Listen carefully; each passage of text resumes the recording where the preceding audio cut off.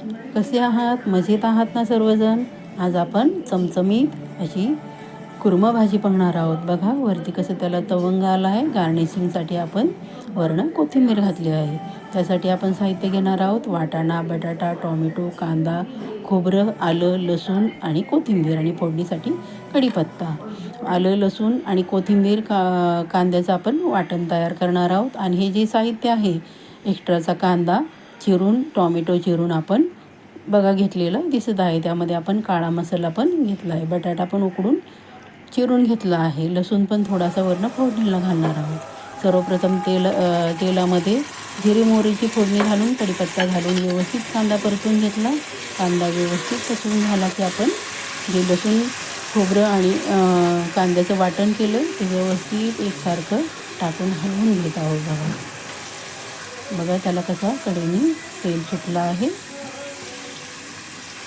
मंद गॅसवर सगळं व्यवस्थित भाजायचं. त्यामध्ये नंतर आपण टोमॅटो घालून आणि आपला जो घरगुती काळा मसाला आहे तो घालून व्यवस्थित हलवून घ्यायचं. बारीक गॅसवर टोमॅटो मॅश होईपर्यंत व्यवस्थित परतून घ्यायचं आहे. खालीवर करायचं आहे सारखं, म्हणजे खाली लागणार नाही. ते झालं की आपण त्यामध्ये वाटाणा आणि फ्लावर टाकणार आहोत. वाटाणा आणि फ्लावर व्यवस्थित त्या मसाल्यामध्ये भाजून घ्यायचं आहे, म्हणजे त्याची आपल्याला व्यवस्थित छान अशी चव लागणार आहे.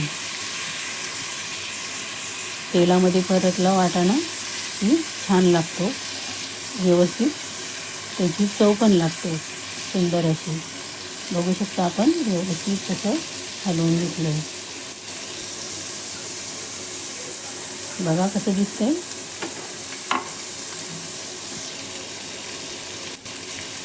मंद गॅसवर ते व्यवस्थित शिजवून घ्यायचे. अगोदर शिजवलेलं आहे पण तेलामध्ये परतला की अजून चव छान येते.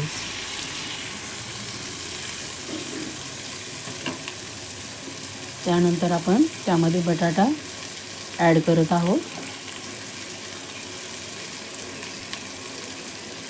बटाटा ॲड करून व्यवस्थित एकसारखं हलवून आपण गरम पाणी करायला ठेवलं आहे.